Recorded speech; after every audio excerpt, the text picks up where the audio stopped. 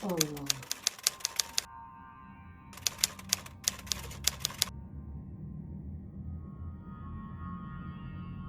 Assalamualaikum warahmatullahi wabarakatuh. Assalamualaikum warahmatullahi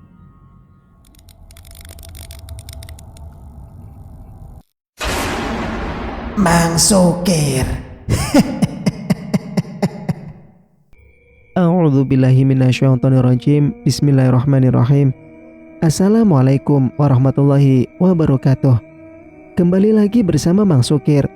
Untuk cerita kali ini, Mang Sukir masih melanjutkan cerita yang sebelumnya yang berjudul Dijadikan Tumbal Proyek. Cerita ini ditulis oleh Puputius. Sebelum Mang Sukir melanjutkan cerita, Mang Sukir minta dukungan dari teman-teman untuk subscribe channel ini dan nyalakan notifikasinya agar teman-teman tidak ketinggalan cerita-cerita dari Mang Sukir. Tak usah berlama-lama, langsung saja kita ke ceritanya. Adam mencotos brutal ringkih Slamet. Meski darah masih bercucuran di kepalanya, Slamet tak kunjung meninggal. Matanya yang sayu berkunang-kunang, tak kuat saat Adam menginjak perutnya dengan keras. "Dasar! Matilah Pak Tua!" Slamet tak kuat. Tubuh ringkihnya yang menua tak mampu melawan aksi keji Adam yang memukuli, menginjak, menendang tubuhnya. Sebelum ajal benar-benar menjemput, Slamet megap-megap mengeluarkan syahadat. Nafasnya ngos-ngosan. Dia berharap di penghujung hidupnya, putrinya bisa bahagia. Istrinya bisa hidup lebih lama untuk mendampingi sang putri menuju kehidupan yang lebih baik. Dia merintihkan maaf dalam hati. Tak cukup mampu membahagiakan anak juga istrinya di usia senjanya. Dan tak lama, dia tak merasakan apapun lagi.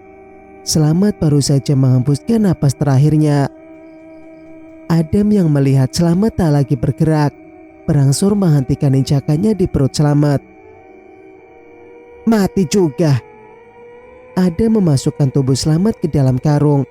Seperti biasa, dia akan membawa mayat itu untuk ia masukkan ke dalam sumur. Memang ini bukan jadwalnya memberi makan penunggu sumur, tapi akan jauh lebih mudah meninggalkan jejak saat mayat seseorang dilahap habis oleh makhluk beringas itu. Adam menunggu sampai tengah malam. Setelah ia melihat jam di arlojinya menunjukkan pukul 00:10, barulah dia bergegas menuju lokasi. Sampai di depan sumur, Adam kesusahan membuka kaitan karung dan keluarlah tubuh tak bernyawa Slamet. Sebelum Adam benar-benar memasukkan mayat itu, bersamaan itu juga angin malam tiba-tiba berhembus kencang, berhasil membuat sekujur tubuhnya meremang. Tak seperti biasanya, Adam merasa takut juga aneh mendengar suara berisik itu. Biasanya makhluk itu hanya bersuara satu bait. Dan seketika itu juga tubuh Adam kaku tak bisa digerakkan. Makhluk itu berada tepat di belakangnya. Lidahnya yang panjang terjulur menjilati leher Adam yang berkeringat dingin. Adam tak mengerti. Dia meneguk ludah berkali-kali. Saya tidak tahu maksud." "Bajingan," kata makhluk itu terus menjilati leher Adam yang ketakutan. Meski Marni sekarang berada di tampilan mengerikannya yang tanpa wajah, dia dapat merasakan seseorang yang diberikan Adam adalah sosok yang membuat jiwanya tenang. Marni masih mengingat aroma Slamet, pria tua baik hati yang memberikan senter juga minuman padanya.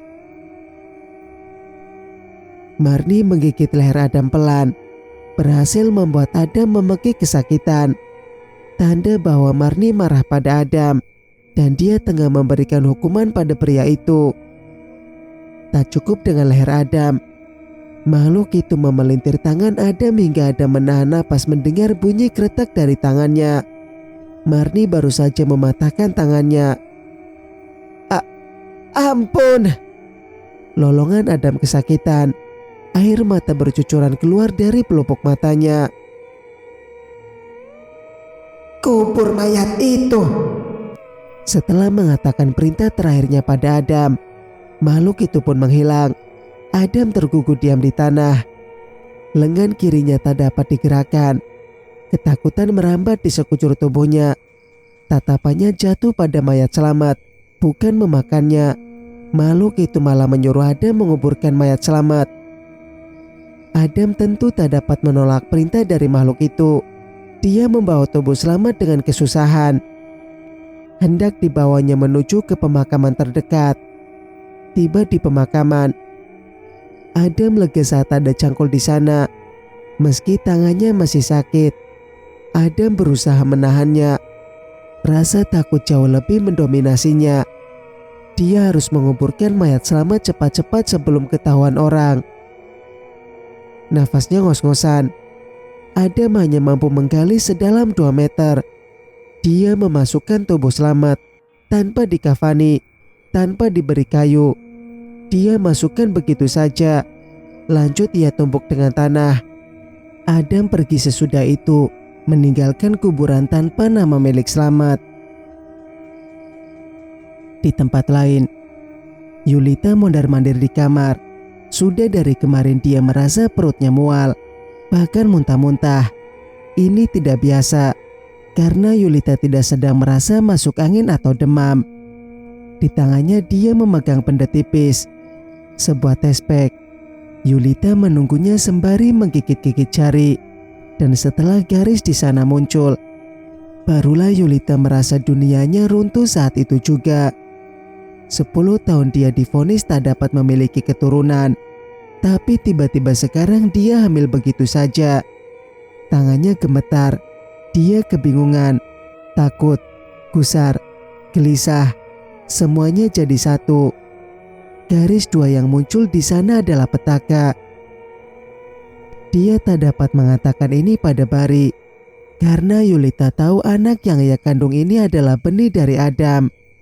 Tangannya yang masih gemetar ia paksa menekan nomor Adam di layar ponsel. Adam tak kunjung mengangkatnya, membuatnya panik.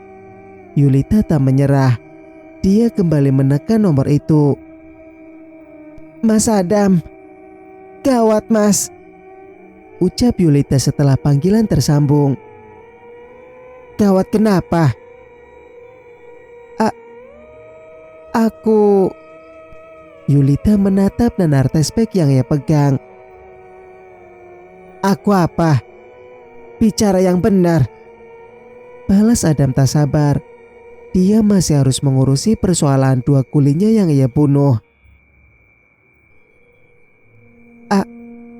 Aku... aku hamil mas." "Apa?" "Aku hamil mas. Aku hamil anakmu."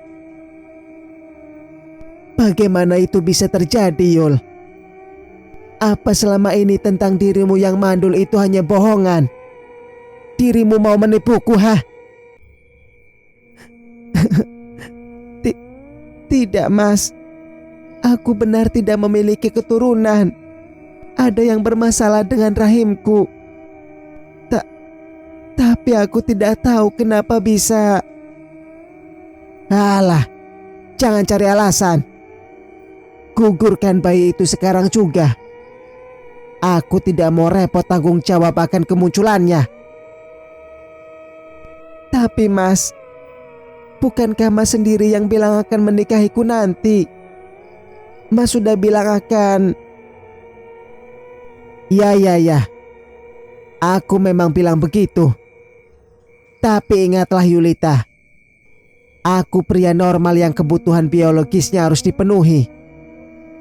Aku sanggup saja tanggung jawab padamu, tapi tidak dengan anak yang dirimu kandung." Yulita terisak di tempatnya. Dia memukul-mukul perutnya tanpa henti. Adam mematikan panggilan itu setelah berpesan pada Yulita untuk segera menggugurkan bayi tak berdosa itu. Matanya berkobar api kemarahan. Seperti apa kata Adam yang tak menginginkan kehadiran bayi ini. Yulita pun sama. Dia tak pernah ingin memiliki anak. Dia bertekad menggugurkan bayi itu, tak lupa membuang tespek. Yulita gigas pergi keluar rumah untuk membeli obat penggugur bayi. Sampai di rumah, Yulita langsung meminum obat itu banyak-banyak. Dia merasa pusing beberapa saat, tapi itu sepadan ketika anaknya yang di dalam perut ikut hancur. Singkat cerita, pagi harinya Yulita kembali merasa mual. Dia muntah-muntah. Pari sampai kebingungan melihat istrinya itu. "Kamu masuk angin, Dek." "Iya mas, dikit." Bohongnya. Dalam hati Yulita menggerutu kesal saat sadar obat yang diminumnya tak mempan. Sebelum janin ini tumbuh berkembang, Yulita pun kembali menghubungi Adam. "Apalagi, Dek?" Desa Adam meletakkan ponsel di telinga. Adam baru bisa tidur di pagi hari. Panggilan dari Yulita begitu mengganggunya. "Aku sudah minum obat penggugur kandungan, Mas. Tapi sepertinya obatnya gak mempan. Perutku tidak merasakan sakit apapun." Gelisah Yulita di belakang rumah. Dia menelpon Adam di belakang rumah usai suaminya pergi bekerja. "Yakin kamu sudah minum semuanya?" "Sudah mas, aku minum obatnya semua. Tapi tetap gak ada reaksi apapun. Gimana ini mas?" "Gimana apalagi? Aborsilah," dengus Adam. Dia buru-buru bangun, ingin mengajak Yulita ke suatu tempat. "Kamu siap-siap. Kita ke klinik aborsi sekarang," perintah Adam sebelum memutuskan panggilan. Yulita belum sempat menjawab saat Adam mematikan panggilan itu. Dia mendesah lelah, memilih menurut. Setidaknya hanya cara itu yang bisa membuat janin yang ia kandung lenyap.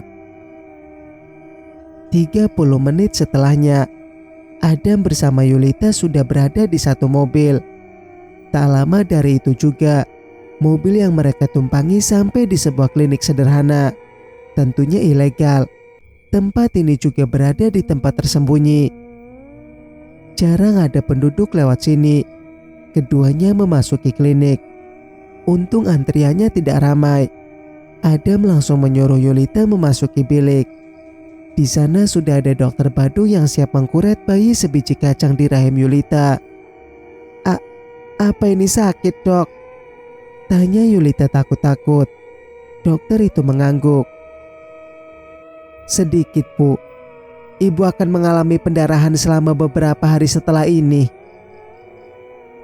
Meski ragu dan takut, Yulita tetap membiarkan dokter itu sibuk di tubuh bagian bawahnya. Tak lupa dibius.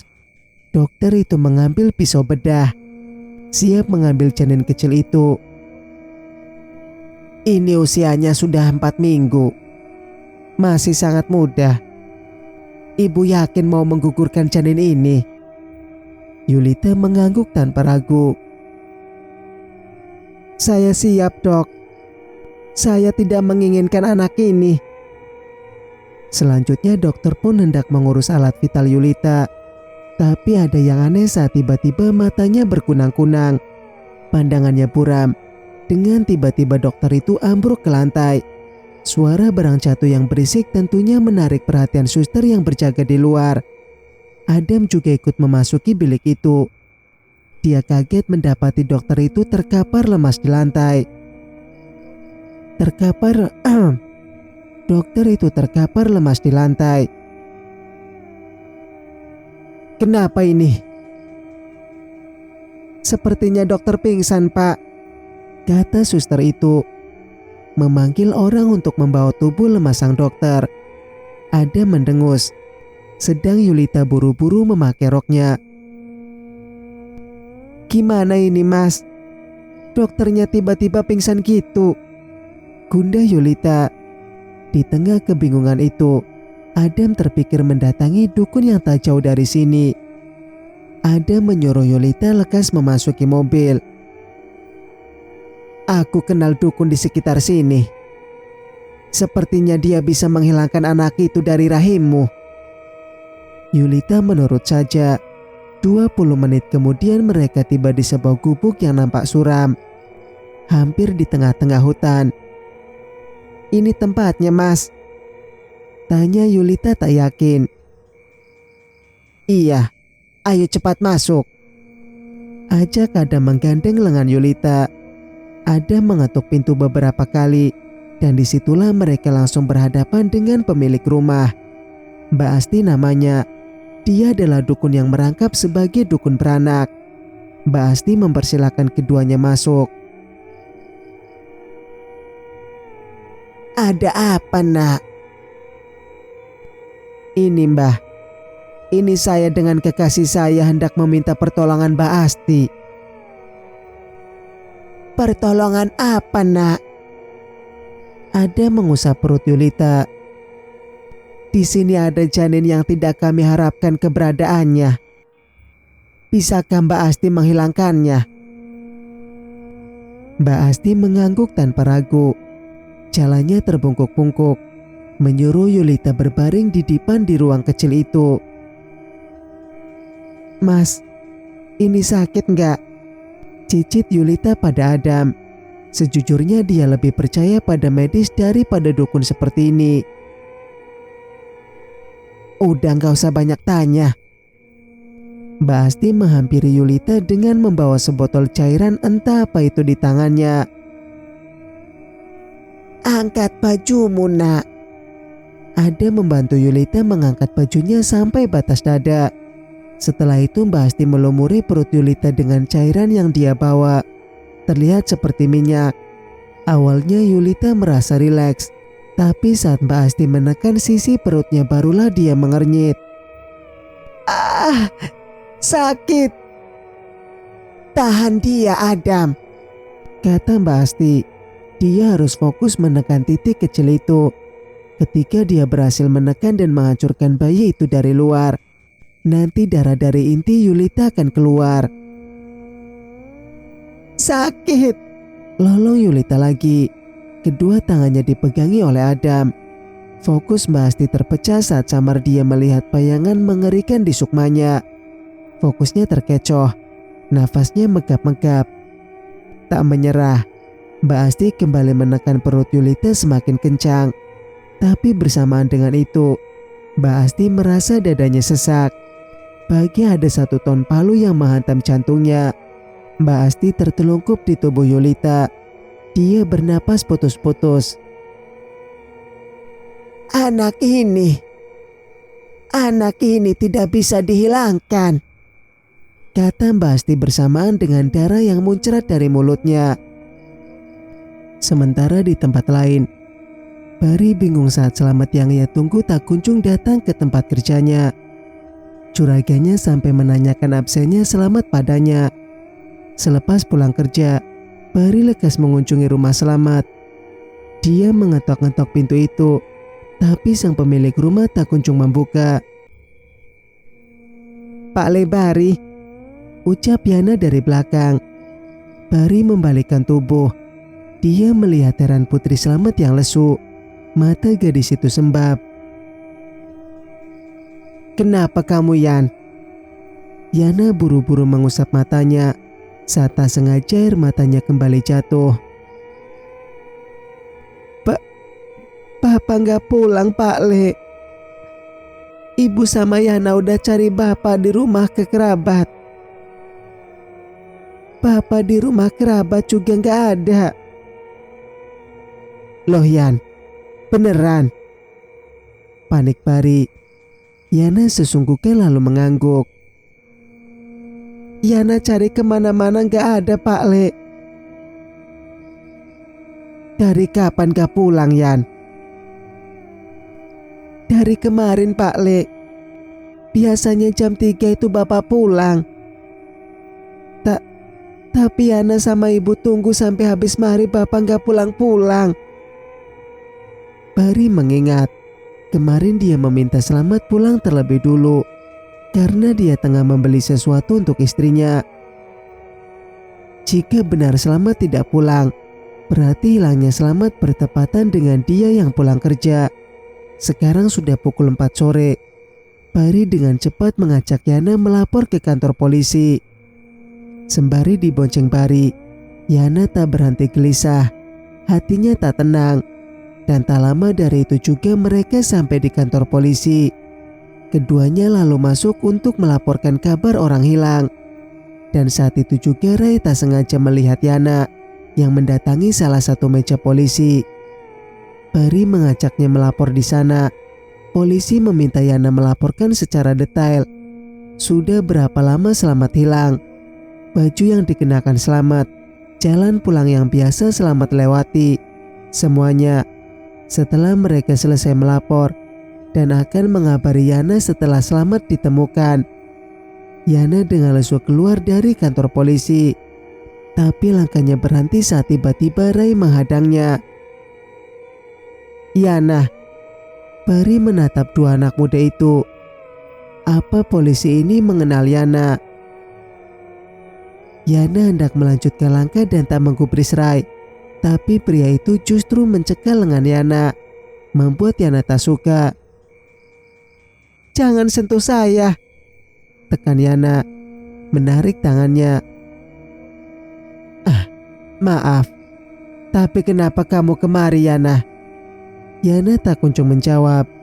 Ray lalu menjatuhkan tatapannya pada Barry.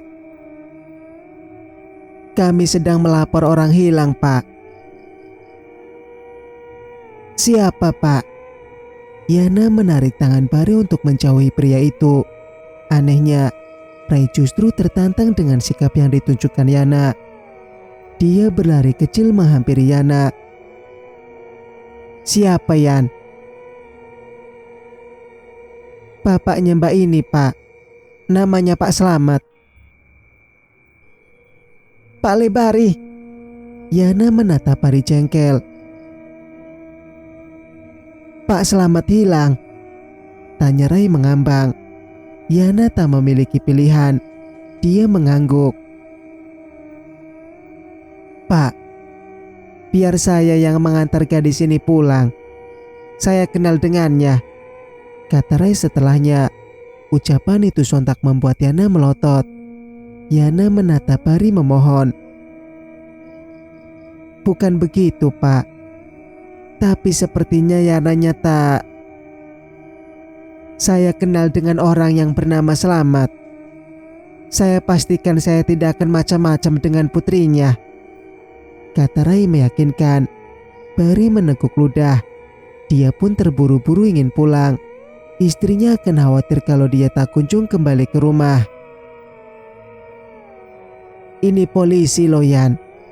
Gak akan macam-macam mas ini," goda Barry pada Yana.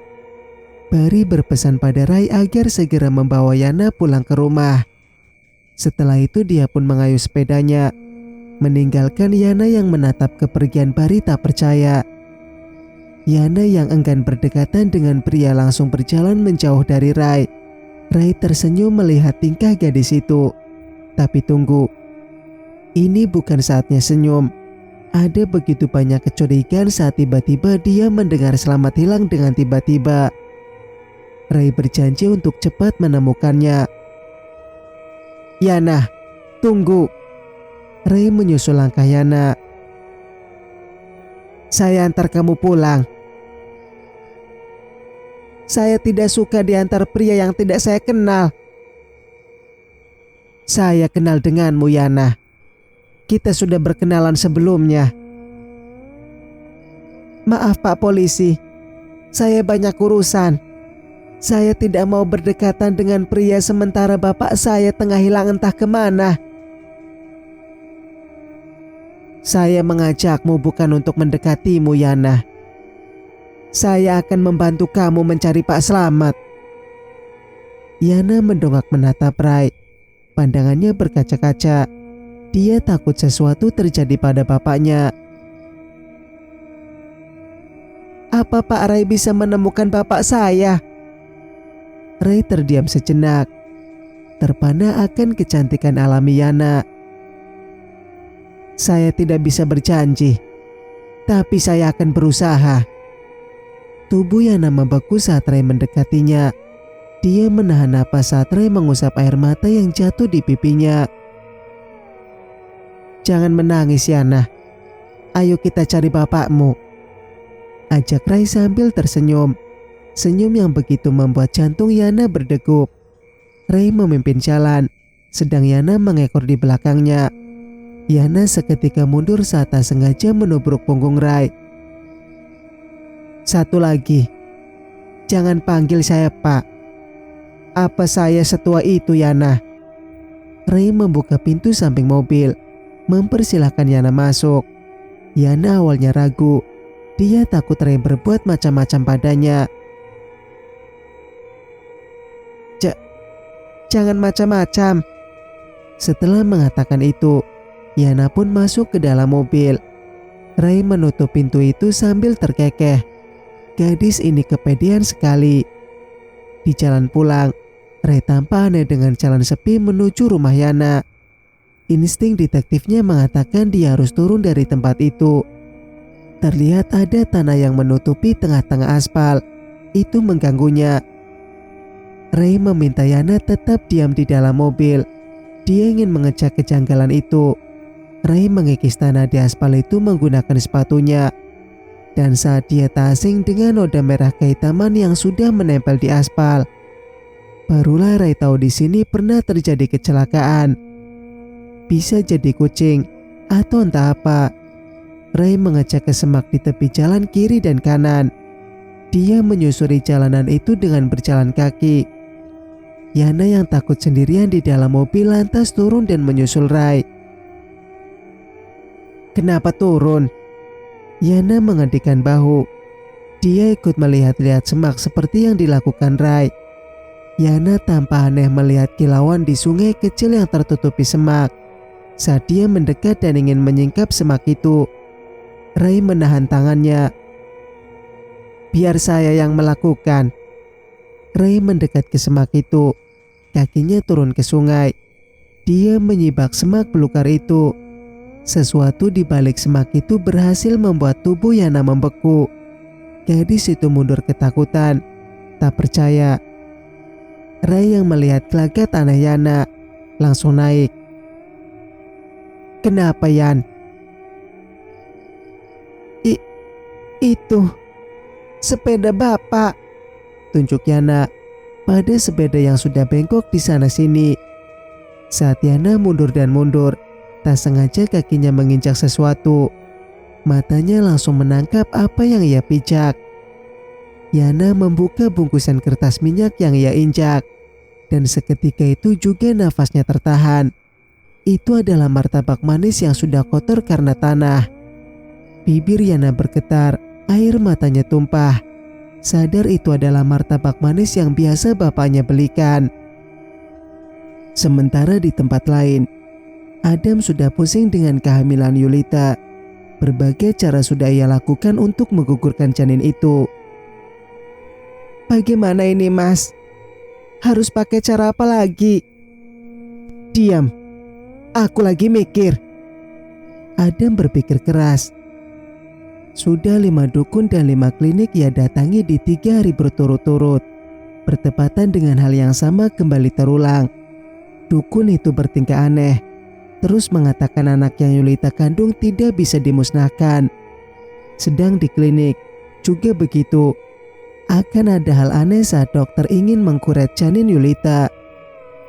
"Gimana kalau kita biarin aja anak ini?" "Biarin gimana, Mas? Maksud Mas Adam aku harus ngelahirin anak ini gitu?" "Gak ada cara lain, Yul. Katakan sama Bari bahwa ini anaknya." "Mas Adam gimana sih? Kan aku mau pisah sama Mas Bari. Bagaimana bisa aku hamil anaknya?" "Begini, aku ada rencana. Lahirkan bayi ini. Dan aku akan sewa pengacara agar hak asuh bayi ini jatuh di tangan Bari. Kamu masih bisa berpisah dengannya, sayang." Yulita sih setuju-setuju saja dengan rencana itu. Tapi dia merengek pada Adam. Dia enggan melahirkan. Takut jika tubuhnya nanti jelek dan Adam tak suka. Tapi Adam berkata sungguh-sungguh dia akan tetap menikahi Yulita setelah itu.